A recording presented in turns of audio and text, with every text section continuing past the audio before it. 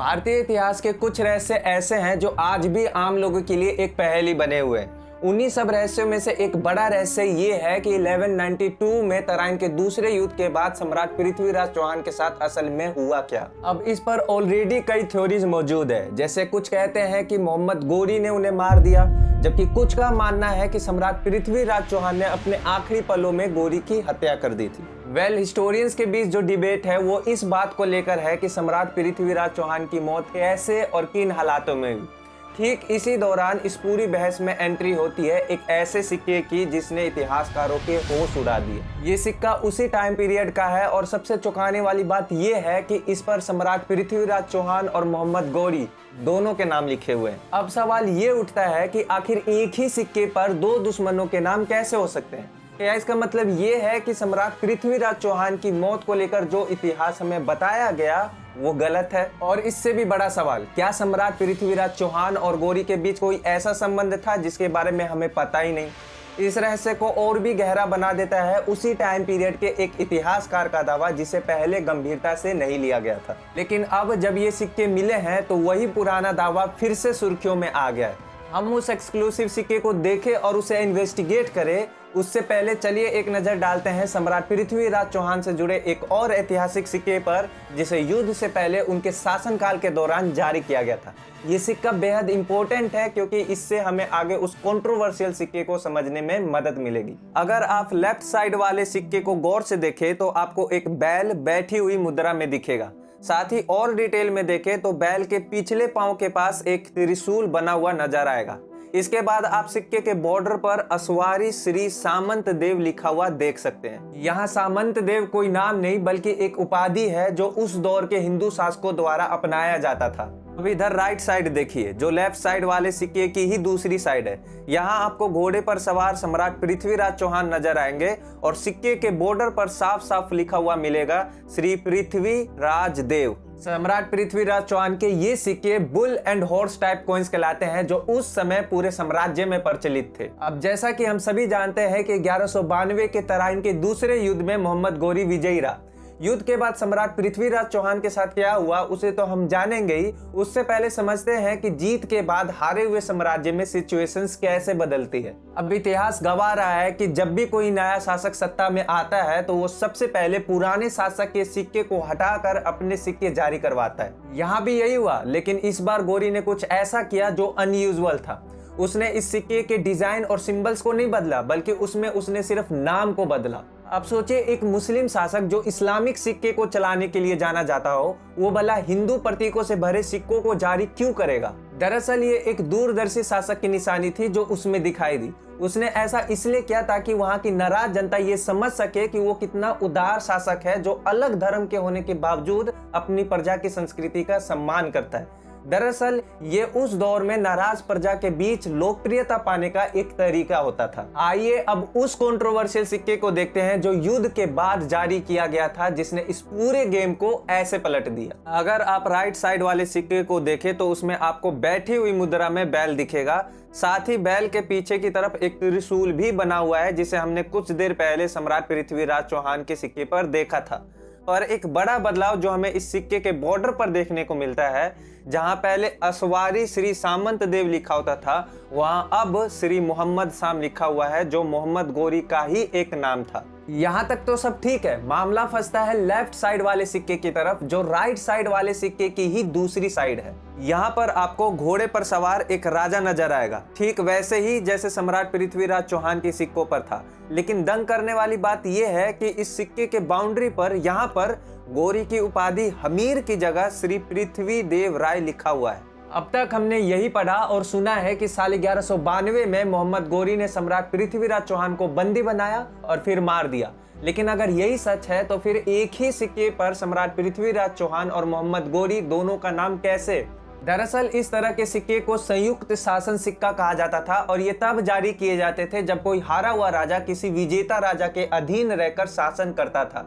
इसका मतलब ये हुआ कि सम्राट पृथ्वीराज चौहान जीवित थे और गौरी के अधीन रहकर शासन चला रहे थे। ये थ्योरी इतना डेडली है कि इसने पूरे सिनेरियो को ही कंट्रोवर्शियल बना दिया है। अब तक इतिहासकार यही मानते थे कि साल 1192 में ही सम्राट पृथ्वीराज चौहान की हत्या कर दी गई थी, लेकिन इस सिक्के के कारण अब एक नई थ्योरी निकलकर सामने आती है जो ये कहती है कि हो सकता है गौरी ने सम्राट पृथ्वीराज चौहान को मारने के बजाय उन्हें अपना अधीनस्थ शासक बना लिया हो। यही नहीं, इस दावे की पुष्टि खुद उसी समय के इतिहासकार हसन निजामी ने अपनी किताब ताज उल मासीर में की हुई है। इस किताब में उन्होंने ये लिखा हुआ है कि युद्ध के बाद सम्राट को बंदी बनाया गया, पर सुल्तान ने उन्हें मृत्यु दंड ना देकर रिहा कर दिया।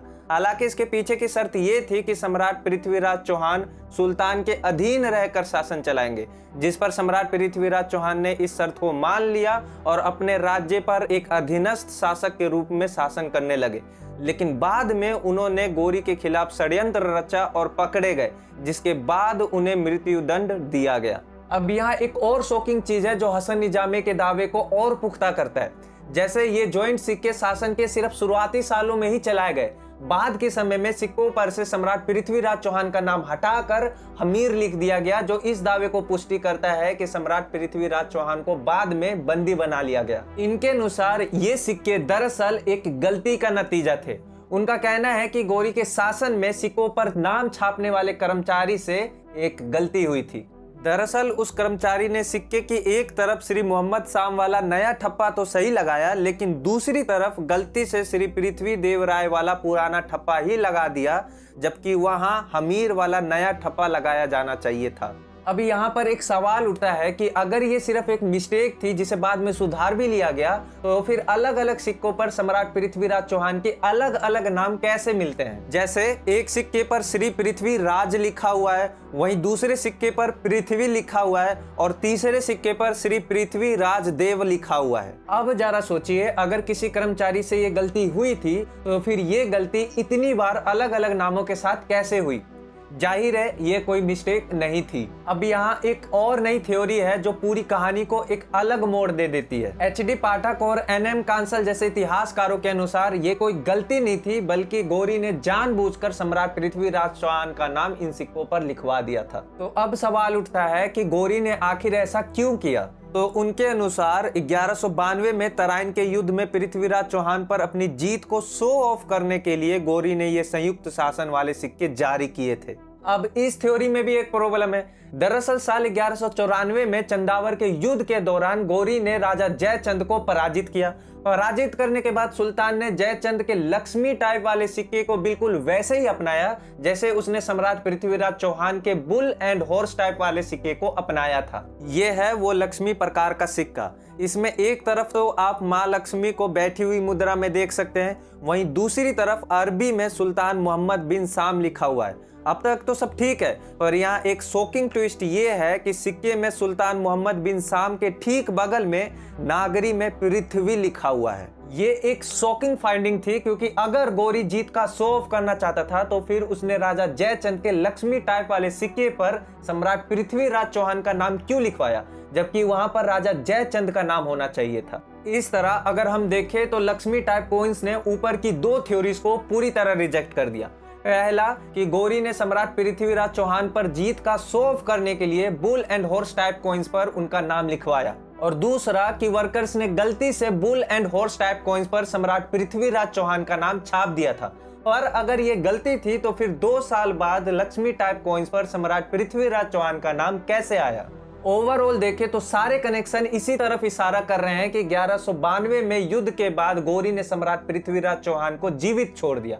और ऐसा हो भी सकता है क्योंकि इससे एक ही साल पहले साल 1191 के युद्ध में सम्राट पृथ्वीराज चौहान ने भी गौरी को जीवित छोड़ दिया था। बस दोनों में अंतर यह है कि गौरी ने सम्राट पृथ्वीराज चौहान को अपने अधीनस्थ शासक के तौर पर जीवन दान दिया, वहीं सम्राट पृथ्वीराज चौहान ने गौरी को पूरी स्वतंत्रता के साथ जीवन दान दिया था। साथ ही जब सम्राट पृथ्वीराज चौहान अधीनस्थ शासक के तौर पर शासन कर रहे थे तब उनसे गुलामी की बेड़ियां सही नहीं गई और उन्होंने गौरी के खिलाफ प्लानिंग करनी शुरू कर दी, जो कि कोई बुरी बात नहीं थी। बट अनफॉर्चुनेटली उनकी प्लानिंग की खबर सुल्तान गौरी तक पहुंच गई, जिसके बाद उन्हें बंदी बना लिया गया और फिर उन्हें मृत्यु दंड दिया गया। तो फिलहाल जब तक हमें कोई और पुख्ता सबूत नहीं मिल जाता जो इस थ्योरी को कॉन्ट्रडिक्ट करे कि सम्राट पृथ्वीराज चौहान ने सुल्तान गौरी के अधीन रहकर कुछ समय तक शासन किया, तब तक ये थ्योरी एकेडमी की दुनिया में छाई रहेगी। अब आप क्या सोचते हैं इस नई थ्योरी को लेके? आप अपने राय और किसी भी सवाल को कमेंट सेक्शन में जरूर शेयर करें। हम पूरी कोशिश करेंगे आपके हर सवाल का जवाब देने का। और साथ ही ये एक बहुत सेंसिटिव टॉपिक है, इसलिए हम सभी को इस पर ऑब्जेक्टिवली सोचने की जरूरत है, क्योंकि एक गलत इतिहास से बेहतर एक कड़वा इतिहास होता है। मिलते हैं अगले वीडियो में।